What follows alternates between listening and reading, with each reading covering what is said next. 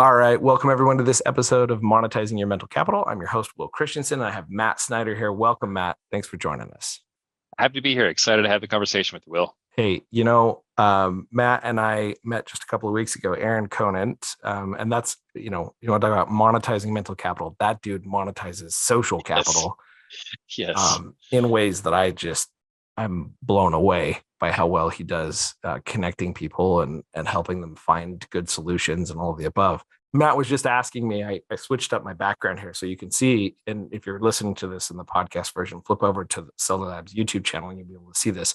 I am pointing over my right shoulder. I have a little bubbling Seller Labs logo beaker that looks like it is overlaid and like on a computer behind me. Matt was asking me, well, is that like a Zoom setting or like what do you got there? What are you doing? And in terms of monetizing mental capital, this is one I've been sitting on for a while. So I want to ask you, Matt, as someone who runs an agency, has dug in that world, if you think I'm on the right track, because I've got some mental capital I want to monetize, and I'm going to introduce how I did that. And if you're listening to this episode and you think I should monetize this mental capital, let me know. And we're going to kind of explore this as like, okay, let's imagine you've got some mental capital you want to monetize, what questions you should be asking, whether or not you should be spending any additional time on that thing versus all the other stuff. Because us entrepreneurs are really good at what I call ADSO, attention deficit shiny object. Guilty.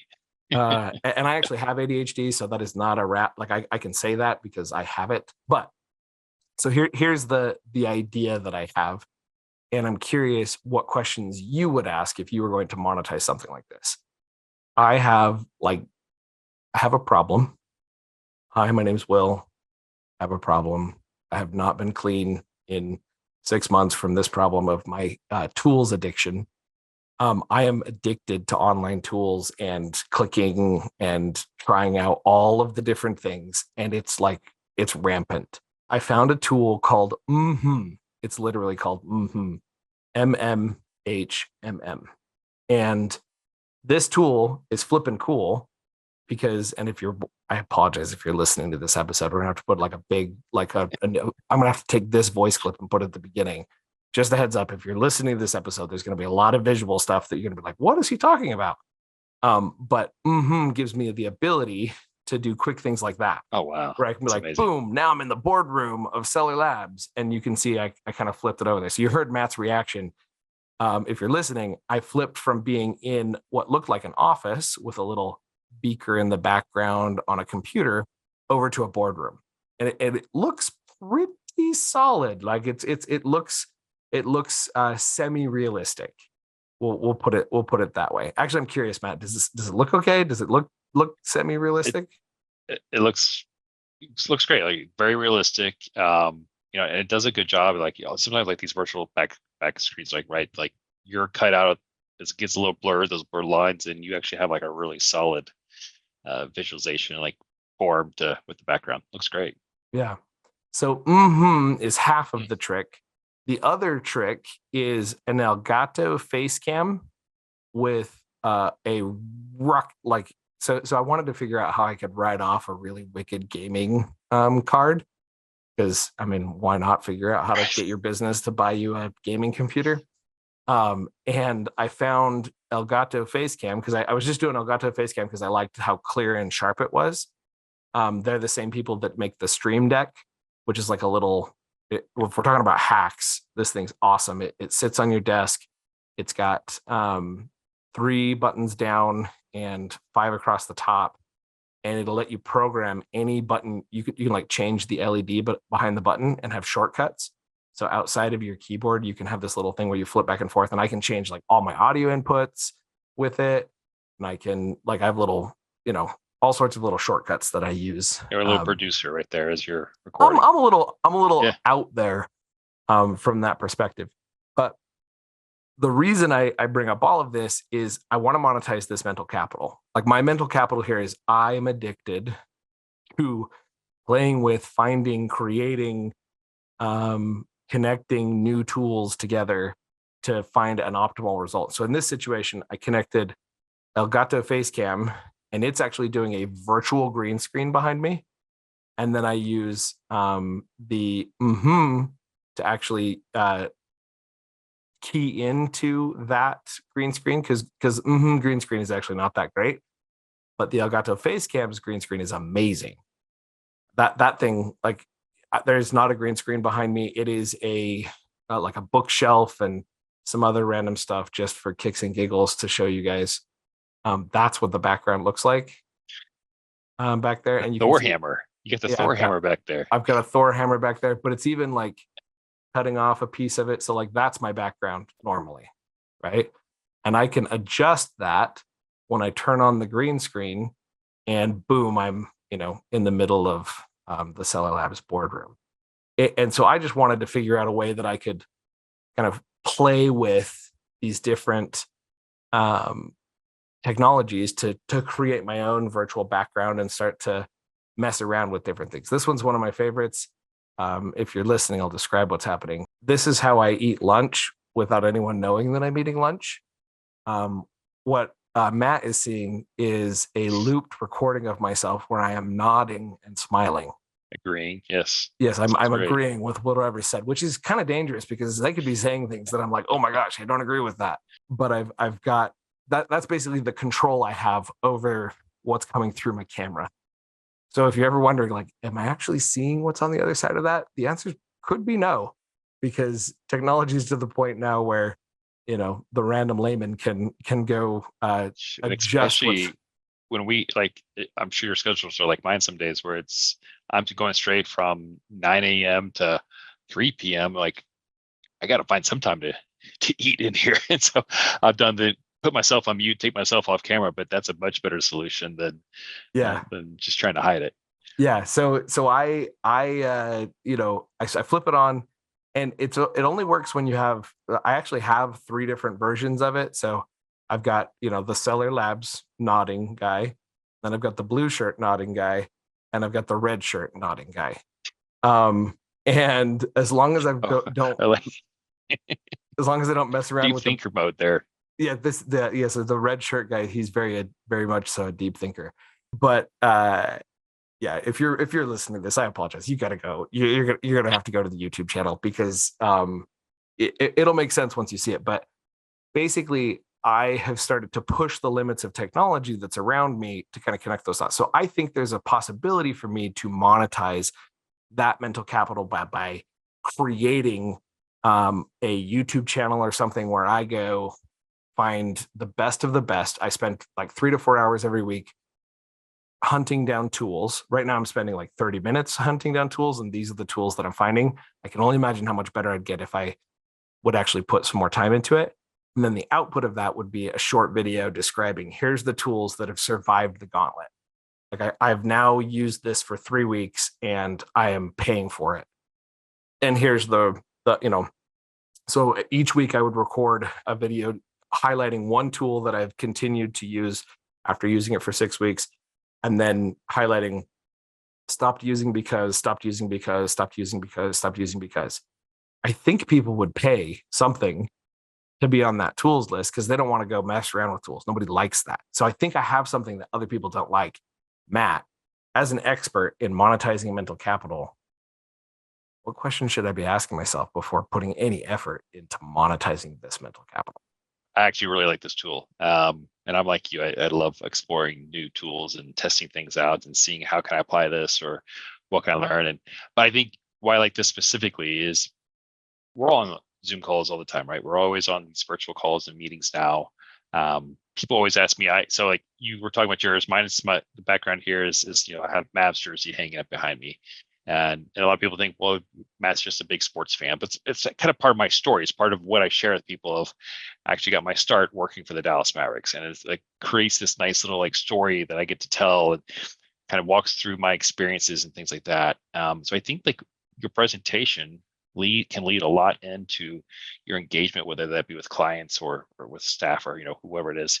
So in this case, like having the opportunity to kind of customize that background or the engagement to help illustrate your story or whomever it is. If I'm on a client proposal, right, and I can have some type of like cool background that brings both our brand as an agency as well as their brand together in the background, like, right, it just creates opportunities to start having those storytelling engagements. And to me, like, those are very valuable in terms of monetizing, your capital of, how can I create these opportunities for us to connect, outside of just, um, and one things we'll get down into is like into this is like networking and just being able to create these connections with people that, you can then use to bring value to one another. And one of the ways I've always found of doing that, being successful, is how can I create a story that engages with this person or gets their interest or their trust.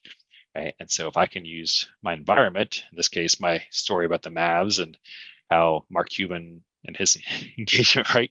Love it. Throw the Brands Excel logo up there behind us, right? How can Brands Excel and Seller Labs partner together?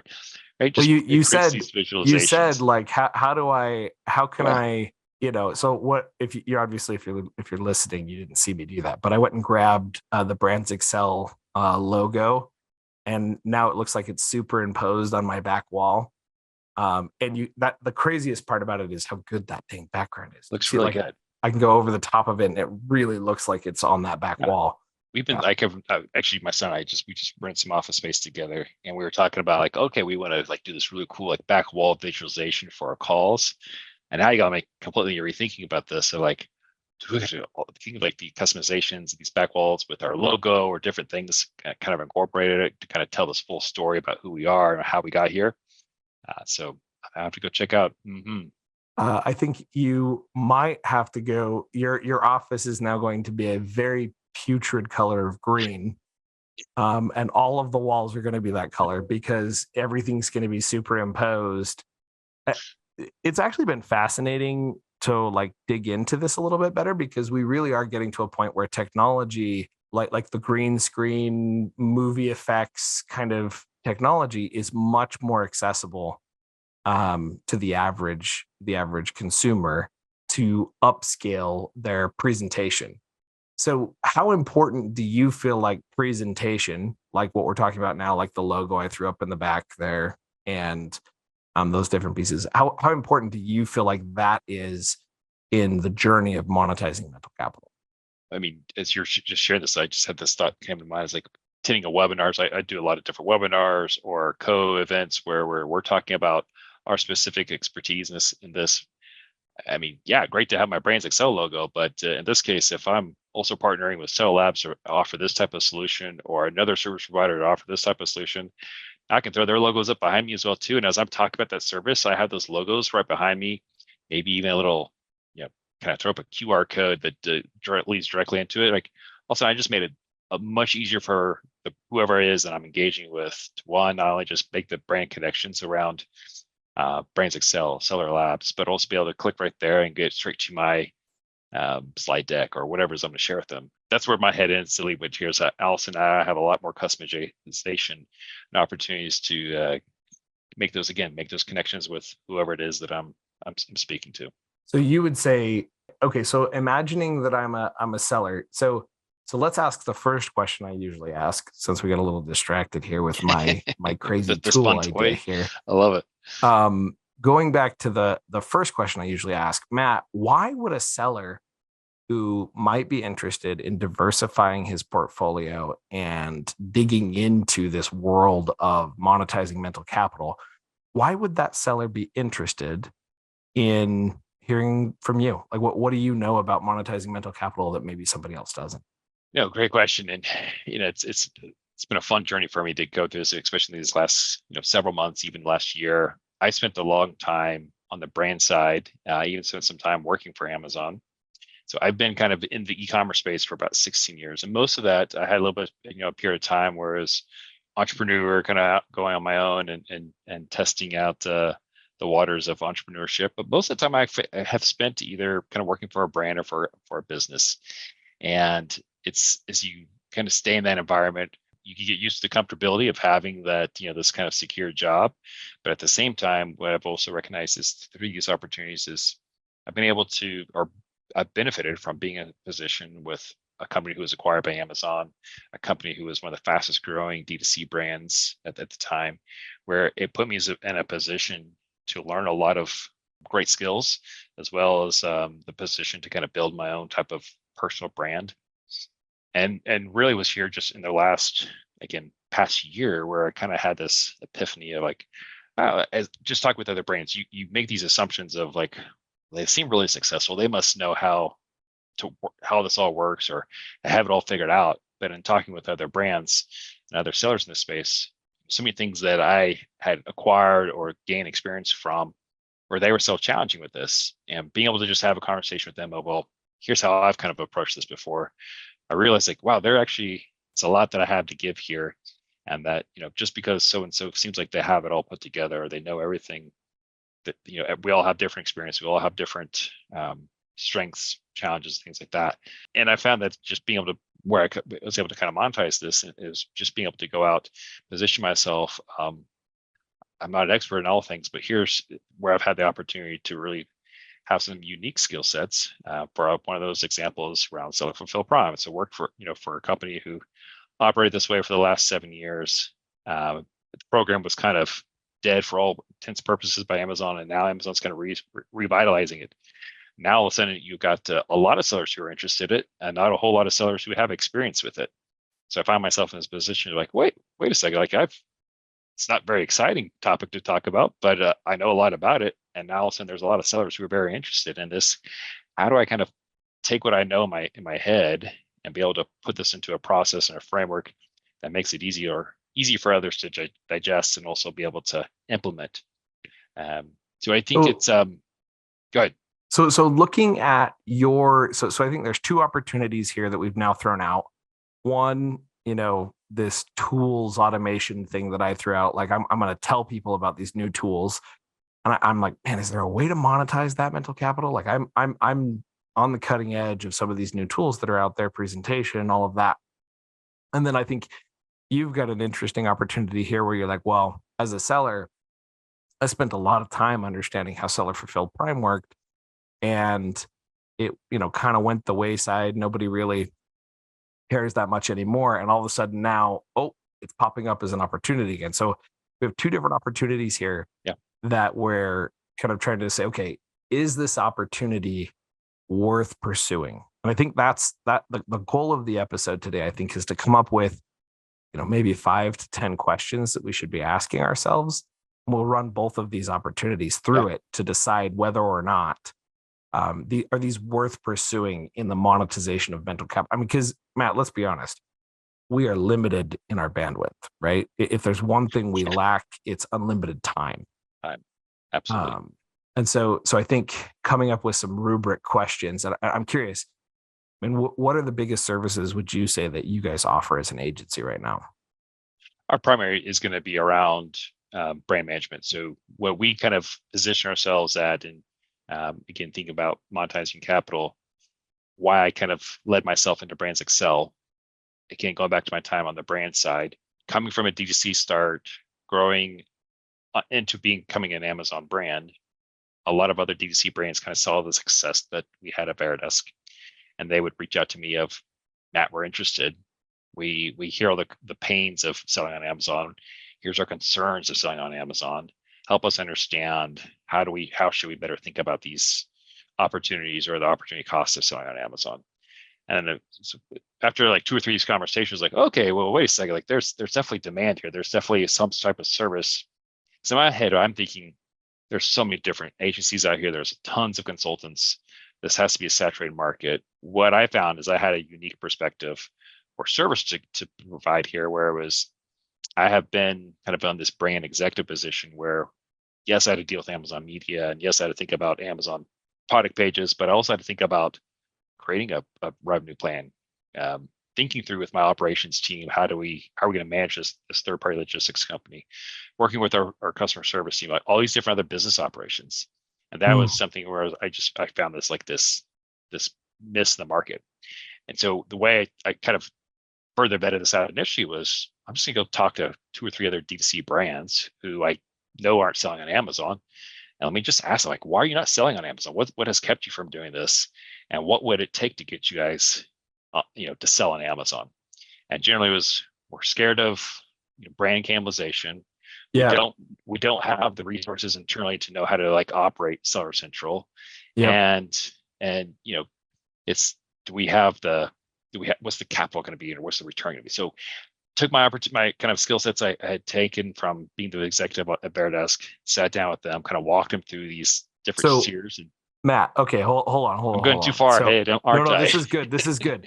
So you went in, and the way you decided to validate it was by chatting with 2 to 3 D2C brands that you already had connections with. Tell me, at this current point in time, when you were kind of considering this idea of diving in to go do that, how many D2C brands did you have connections with? And or did you feel like you could get connections with using your network? Like if you were to just, Yeah. rough number, how many do you think you had access to?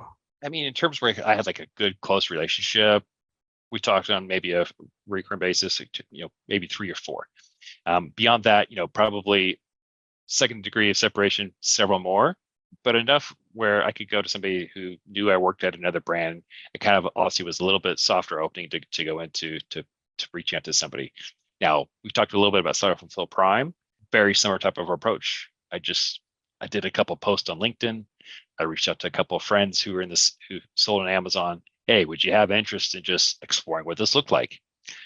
What I was trying to do in both situations was just trying to get enough feedback from people who were in this position of like pain point that I had kind of identified, to just give a free service, free consultation. Like, just let me answer some questions that you have.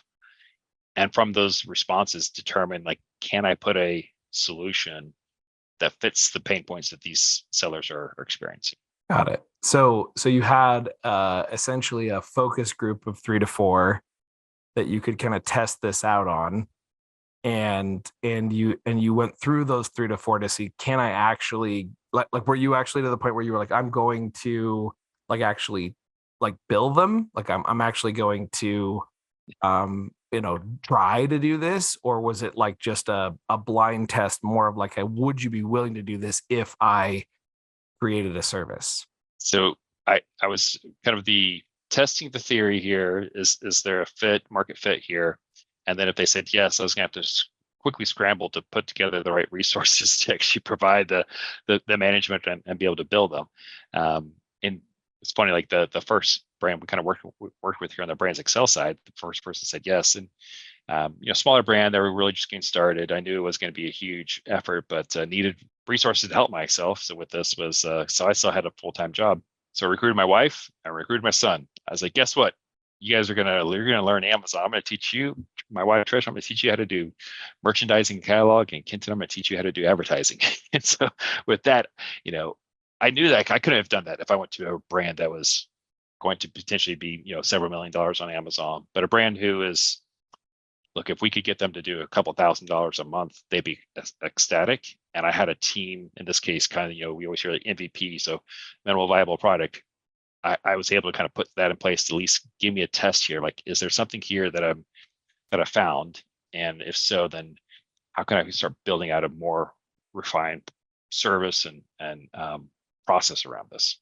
So that feels like there is a distinct opportunity there that you capitalized on to kind of push in. So what happened? Brand said yes. So in this All three case, or all four? the first two, yes, right away. And so with this, we went in and we're able to. My role is going to be, let's build you a executive strategy. Let's build a brand strategy around how are we going to take this to Amazon, and how are we going to help make you guys look, separated, be different from the market out there. At the same time, that's sitting down with Trish, my wife Trish, and my son Kenton. I'm like, all right, here's the fast track on Amazon merchandising and advertising. Luckily, they were phenomenal. They had the right skill sets for it.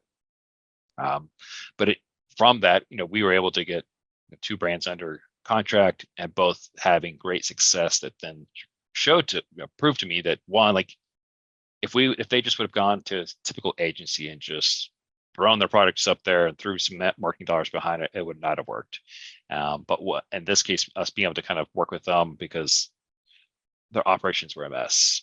They didn't have the right inventory planning. They didn't have, the right connections with their kind of ERP platforms, all these kind of more business operations that we had to really solve for first, that then opened up the gate for Amazon to be a viable and successful solution for them.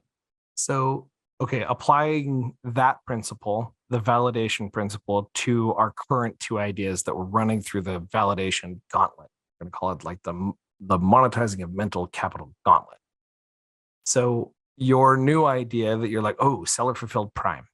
Like, I think there's money to be made. And this is the part, as entrepreneurs, I get bit in the rear end often.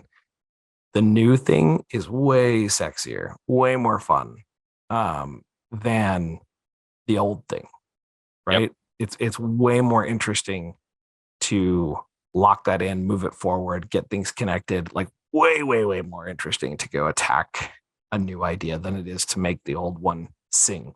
But I've also found that that's actually been like one of the places where I've fallen down to kind of connect those dots. So tell me about, how would you run an analysis on this one specifically? How do you plan to vet it? So or have you already? I'm in the process, so it's really perfect timing on this one. And it's to your comment you made there in terms of like what is it that you kind of pursue or go after, and and I've been having this kind of same struggle and debate internally, because candidly, seller fulfilled prime or logistics in general is not the most exciting thing to talk about. It's not one of those like you put this out there like a teaser and oh my gosh, like I can't wait to attend this podcast or this webinar about Amazon logistics, compared to Amazon Marketing Cloud or something like right, so much more excitement, so much more sizzle that you could put out there that's going to draw some attention. And so I've had to kind of think through like, how do I make this exciting and what can I tie this to kind of get some broader interest than just thinking about your Amazon operations. So if we could think about how do we improve the overall margins? How do you get more money out of what you're doing on Amazon?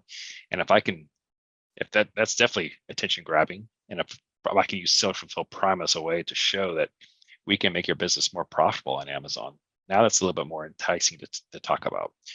The way I kind of started here was I, again, kind of being in the industry for a while and knowing people like Aaron, who we talked about, reached out to them of, could you help get me on 2 to 3 different podcasts, a webinar, a newsletter, anything where I could just tell a story about what is Seller Fulfilled Prime? Seller Fulfilled Prime. And how can it benefit your business?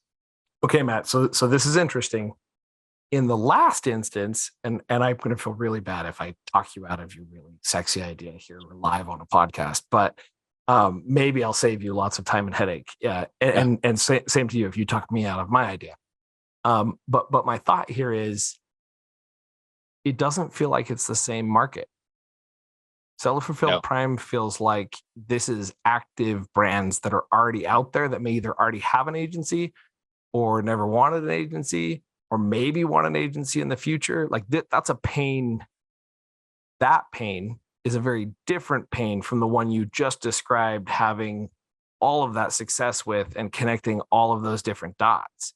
So I'm with you. Like, I hear you like, let's go, track down Aaron Conant and get, let's talk about it on a podcast like this one. Let's see if we can drum up some pieces there.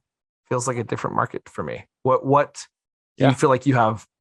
Do you have, so Non-Dean is the new majority owner of Seller Labs, and he is an 8-figure seller in his own right, very technical seller, lawnmower parts of all the sexy things to sell, is what he's made his money on. He talks about bullets versus cannonballs. He's like, you can only fire 1, maybe 2 cannonballs a quarter. You can fire lots of bullets. Yeah. So he's often pushing me when I've got a new idea for Seller Labs where, for example, we've got this automated audit thing, and you're going to try that out. You're going to try out some of this cool stuff that we have that automates processes for agencies. Well, he's often pushing me, like, I want to make something new, some new version of the automated audit. And he's like, okay, got that, Will, but that version of the new thing you want to make, that's a cannonball. How could we make that a bullet to figure out how to connect those dots? So my curiosity for you is, one, how could you make that a bullet? And two, should you even be firing that bullet because Yeah. you've already had wild success and case studies for two, and maybe you're at the point where you have a bunch more. Yeah. Yeah. We're working with more brands. Yeah. Great question. And this is definitely one of the things I struggle with because as you shared earlier, like shiny object syndrome, and I Attention absolutely have deficit, that, shiny right? object. I see something like, oh, I'm definitely a visionary type of thinker. I can see something and like I can think of like instantly a couple different ways I could approach this to monetize or sell it. And I definitely had that thought process with Seller Fulfill Prime. I was like, well, hold up, like if I'm trying to be a service to D2C brands who are struggling with should we sell on Amazon or not sell on Amazon, or how do we've tried to sell and we've been having these different problems. And I was about to kind of walk away from the whole Seller Fulfill Prime because it was because you kind of outlaid probably somebody who's an existing seller who's looking to, but then I kind of had this other like aha moment. I was like, well, wait a second, like who's best suited for Seller Fulfill Prime? It's if you're a seller currently and you have bulky, heavy products, things like that. But it's also like one of the biggest challenges for Seller Fulfill Prime has always been that, well, if you're going to do this, you have to have your own logistics company, carrier services, or a 3PL that you can stand up in order to then offer this. And generally, brands who start on Amazon, they're dependent on FBA because that's where they were born. And then I was like, well, wait a second, direct consumer brands, they're born on Shopify, they're born somewhere else. They don't typically have their own warehouses. They have a 3PL, they have their own carrier systems. Like they are doing their own fulfillment already. So if I go to them and say, hey, you should be selling on Amazon, and guess what? You can actually keep your existing infrastructure for all your logistics and operations in place. And I can get you the Prime badge by being enrolled in Seller Fulfill Prime. Now I just reduced all this pain points that you would have had of trying to get your product into FBA, as well as being able to have more control over your inventory, what's sold on Amazon versus Shopify. We can reduce some of that friction that you may have had of having to take this product and put it into FBA. And so that's I'm in the process right now, kind of testing this theory out of. But that was kind of wait a second. Actually, I think I could use SFP as another bullet in my approach of how can I help reduce the D2C friction pain brands. point for you as a DTC brand, because you've already built up this infrastructure So could be applied to I, Seller Fulfill Prime. I like that, Matt. So that becomes a bullet versus a cannonball. Yeah, And it also becomes another arrow you can put into the quiver you already have instead of getting a whole new quiver going. So that's where you got to absolutely. kind of rein in that visionary and be like, okay, yes, if spend an hour sending an email to a couple of people like Aaron Conant to see if you can jump on their podcast and talk about some of these things and see if you can drum up some of that other business. But I have found riches in the niches. The Absolutely. better you can get at analyzing, identifying, and singling out individuals that match your ideal target, the easier it is to tell a story that resonates with them. And the story then also resonates with them on an impact level, and the easier it is to convert and sell. So yeah, I'm thinking you have a really good bullet there for your current category of stuff. And imagine how much easier it'd be to go get more D2C brands that are not yet on Amazon when you can add that one to the mix. And I fully agree with what your earlier comment in terms of it's easy to see these opportunities, and if it's drastically different from what you're already pursuing, like it can become a distraction. And I was very close to just, yeah, I think there's something here with SFP, but at the same time, this is not matching up with what I'm trying to solve for on Brands Excel. But there's ways to bring those two together. Then there could be like a winning opportunity here. So I agree. It's the riches are in the niches, and that is. But kind of going back to your earlier statement of I think oftentimes we as entrepreneurs overlook the value of these niches that we have experience in, and not understanding that what seems, let's say, mundane or boring to us or not as significant, oftentimes those are what's most significant in value to those who don't have it, would pay Which, a lot of money to have and access to that. I'll tell you what, as an entrepreneur, that is probably one of the biggest conundrums I have is the sexy things nobody wants to Like nobody wants to buy the sexy things from me. They all want to buy the boring things. And I'm like, just okay, fine. What I've discovered in that realm. So if you are a visionary listening to this and you're like, oh my gosh, that resonates with me. All my really crazy ideas, nobody wants to buy. But if it's like, oh yeah, come manage my back office, which is like the most boring thing you could possibly do. I have found that the trick in that situation is finding an integrator. So if you haven't read Yes. Traction or Rocket Fuel, there are people out there in the world, my wife included, who like the consistency and the system. And I have found that the fastest way to die as an entrepreneur is to not have someone like that there to help you, one, lean into the boring, and two, take on some of the boring to help, get past that hurdle. So I've got my traction book right over here, my EOS worksheets, invaluable for me. Like one of like the aha moments for me where I kind of made the connection that you were just referring to. If you're not familiar with David Lencioni, fantastic author, great business books. He developed what he calls like the working geniuses. And there's a kind of assessment you go through, but he talks through this of within a successful business, how critical it is to have each different representation of this working genius. And me being like this innovator, visionary type of person, like I love having big ideas. I love taking concepts and like, how can I put something around this, and can we make something out of this? And my wife, who's the integrator, I have these ideas and I share with her, and she just like tenses up. I can see like the tension in her because she's just thinking through the 100 type of tasks that we just now have to be responsible for. And I'm like, what are you talking about? But to your point, like I need somebody like that. I need somebody who, when I have this visionary, can walk me through like, okay, for that, you have to, X, Y, and Z. And I have to help me then visualizing and understand the impacts of the other pieces of my business or what I am doing here. But when we align, like, yes, this is something that's we should move forward with, then I need that person who's the project planner. I need that person who's going to be kind of challenging the vision or whatever, the path forward. You need that person who's going to kind of challenge you on different things. You need the person who's going to help you work through it, but you also need the visionary. Having each piece of this team, again, the working geniuses, is critical to your success. And if you have one of those that's missing, I've just seen it time and time again, like your output or the success of the business fails dramatically or is greatly hindered, because then you have this responsibility that's sitting with somebody like if I'm a project manager, things are going to move at a snail's pace because I'm going to procrastinate or I'm going to like get sidetracked by something else. But man, if I have the right person who like they just love to do this and they are well skilled at it, we're going to work much more efficiently. Yeah, 100%. And you find that issue and tackle it. And that's, I can't not mention it. I am like the biggest fan in the entire world of the integrator visionary stuff. And I was trying to figure out how to do the solopreneur thing and bring on people like that. And I developed a cloning process I call Entrepreneur's Apprentice, where I actually go out and find people to solve exactly that, to find that integrator. So if you're in that spot where you're like, oh my gosh, too many fires, everything's going on, nobody's telling me no. Yeah, Entrepreneur's Apprentice, equityhammer.com is the website where I host Entrepreneur's Apprentice stuff. It's too much fun.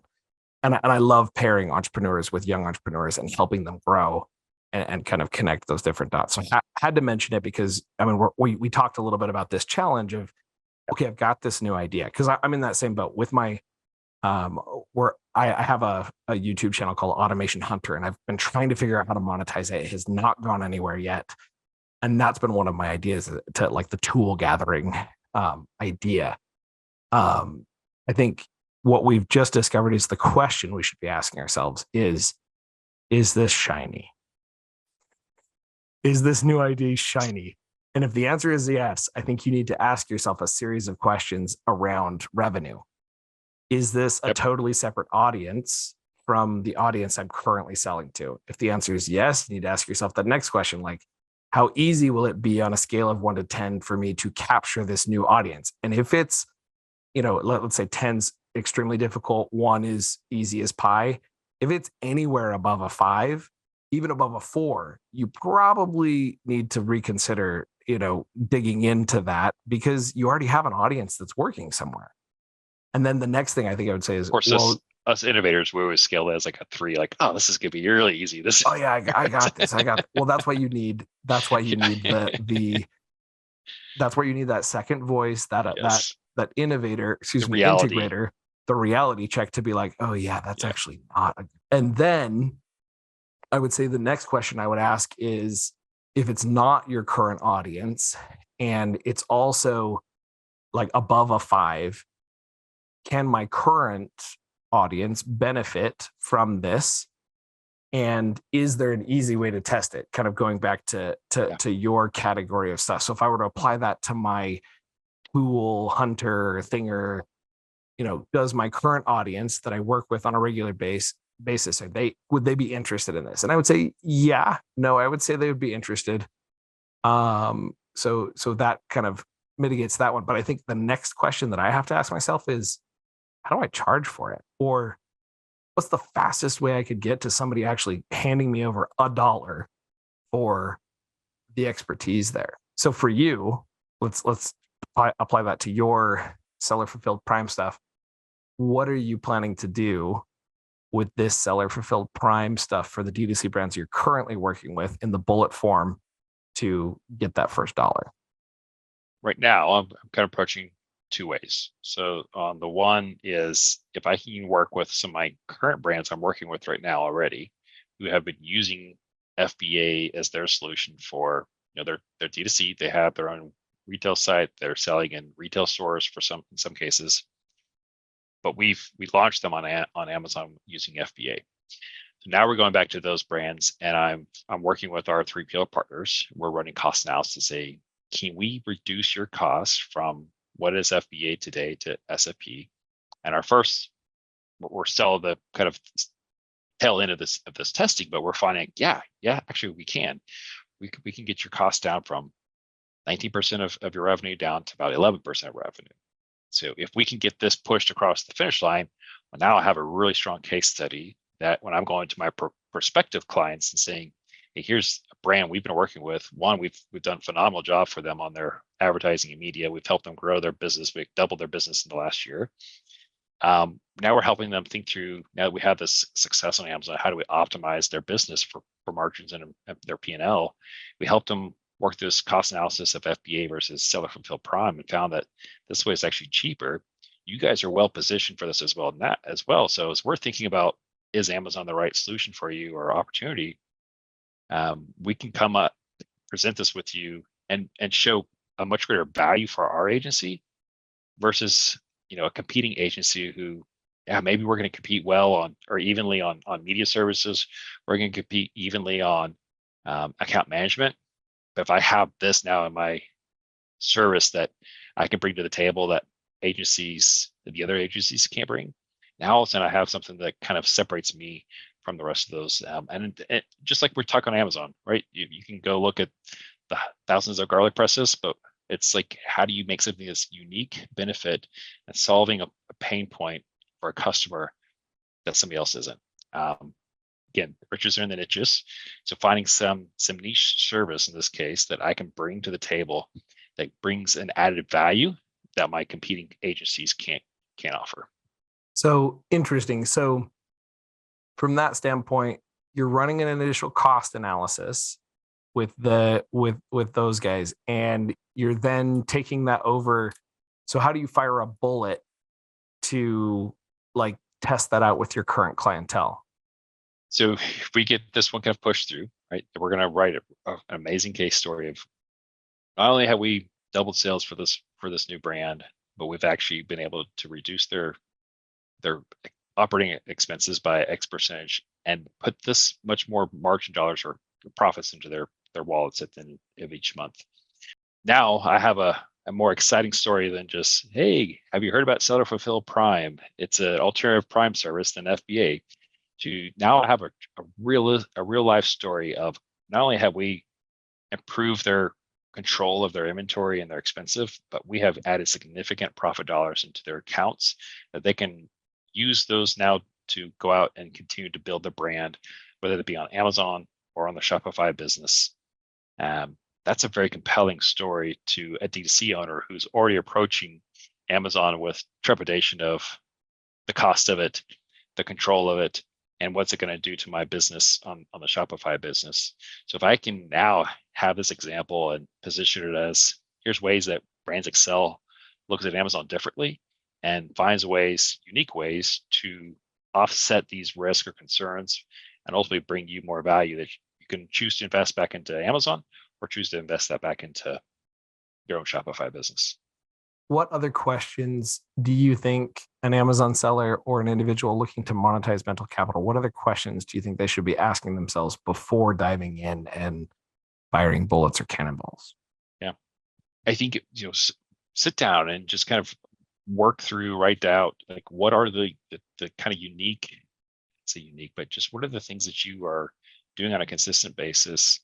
In this case, mine was I managed to fulfill Prime for this brand, and thinking through the different shipping templates, all these different things.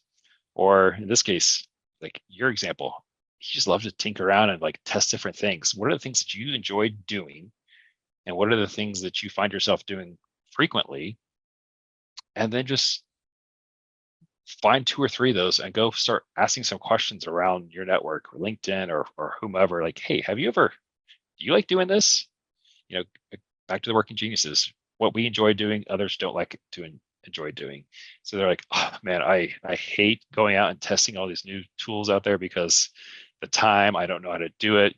If somebody could just tell me like, this is This what is you the should be right using, one.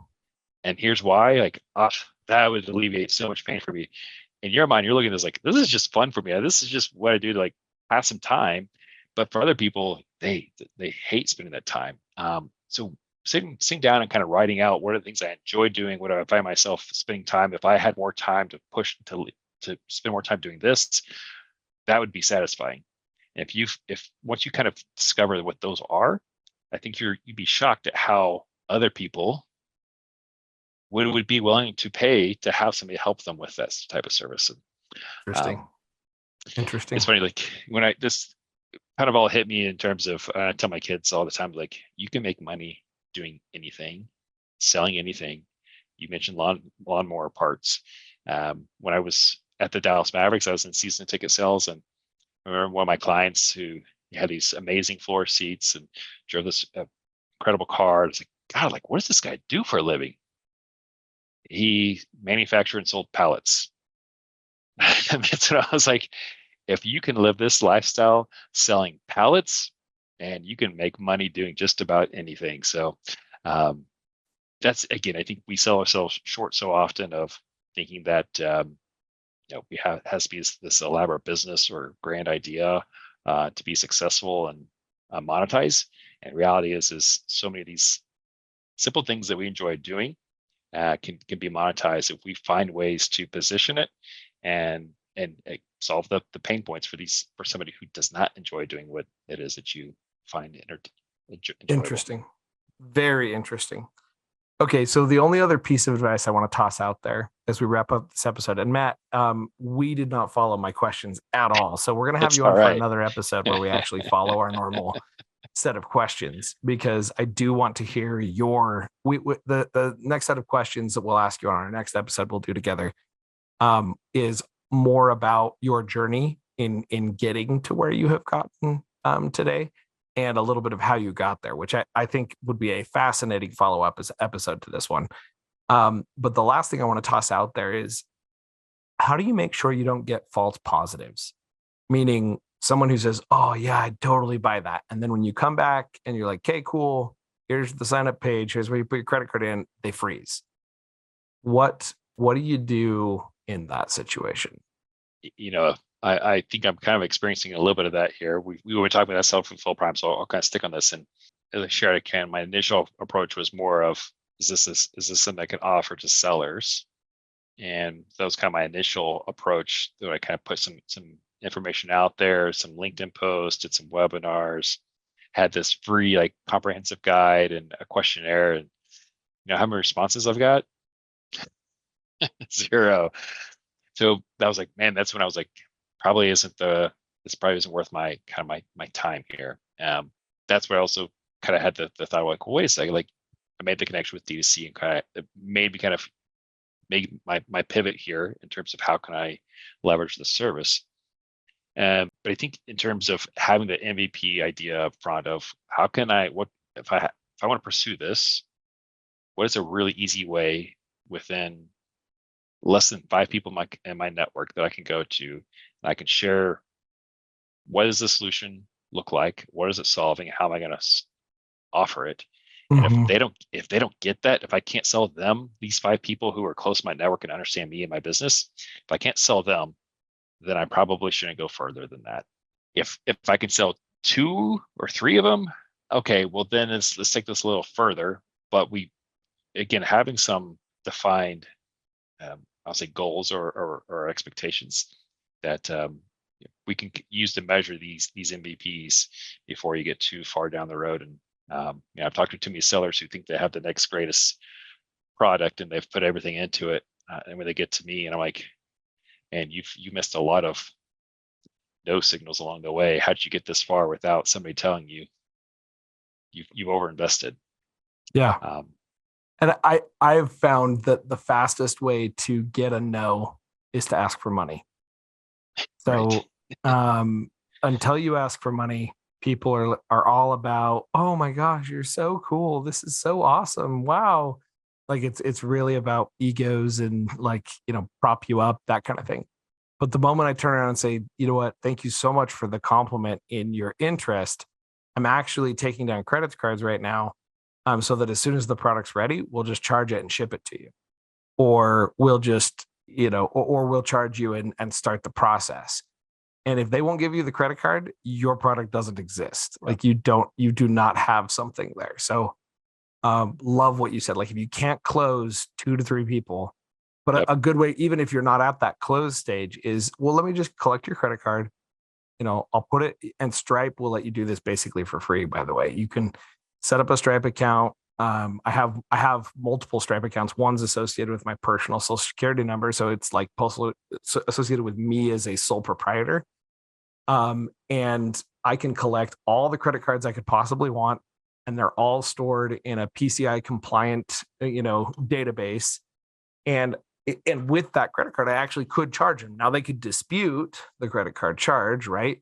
And say, oh, I never authorized him. But people know, like, if I give my credit card, there's a high likelihood I'm going to be charged at some point. And they also know they don't watch it that closely. And so there's a high likelihood that's coming out of my bank account. So them giving up their credit card is a fairly decent indication that you're onto something. Well, we're going to wrap it up there, and we're not going to ask you our normal questions that we usually wrap up episodes with, because I'm gonna do that on our follow up episode. Save that for the next one.